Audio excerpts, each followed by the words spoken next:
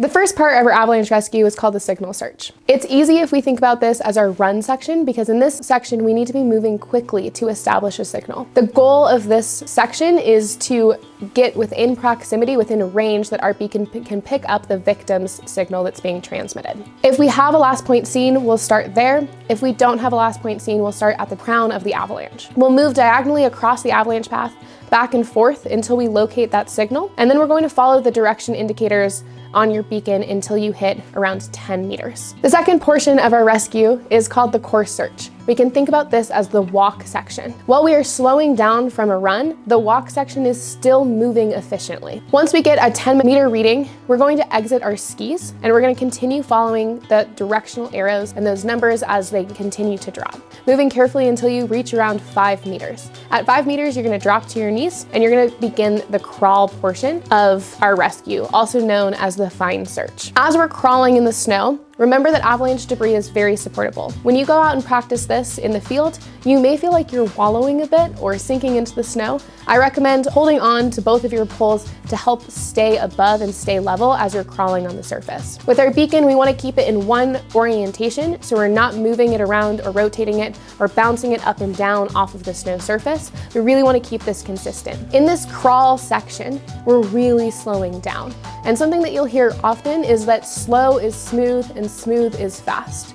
As we get closer to our victim's site, it's our instinct to want to speed up to get them out of the snow. We really need to take some deep breaths here and slow it down to be the most efficient. As I'm coming in, I'm going to have numbers that read like 0.6, 0.5, 0.4, 0.5, 0.6. Those numbers increased again, and I'm going to recheck my lowest bound. And I'll do that in the X direction, and I'll do that in the Y direction until I've narrowed in on that one specific low point. Once there, I'm going to make sure that I mark it with something like a ski pole. That way I can transition to getting my probe out of my backpack and turn around and come back and know exactly where that is.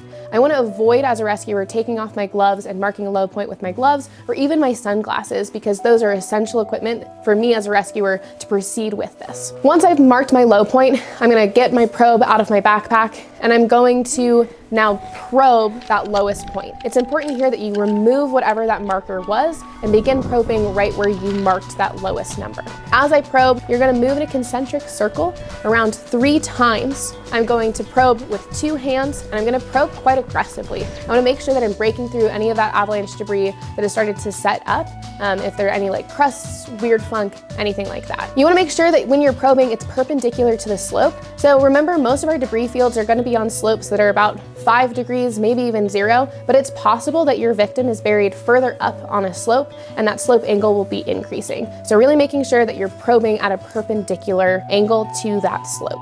When you feel a strike, you're going to leave your probe in place. I like to call this the direct line of communication. If you didn't get a strike on your first probe, you're going to move in a concentric circle around 3 times until you do get a strike. If you don't get a strike on the 3rd round, you're going to pull out your beacon and redo your find search, checking those low bounds and those low numbers. Ideally, you move slow enough in your find search that your bounds are tight enough and constrained that you hit a strike in the first time of probing. So once we have our direct line of communication established via the probe, we'll move into our shoveling. Shoveling is going to take the longest amount of time during rescue, and we need to make sure that we shovel at a pace that is sustainable but is aggressive. Once we remove our shovel from our backpack and we fully extend that handle, we're going to take one big step downhill of our probe and we're going to begin digging into the mountain. Ideally, we're not digging directly down into the mountain. That is going to make it quite difficult to excavate snow. It's also going to make it difficult to help our victim once we've located them. So we'll dig into the slope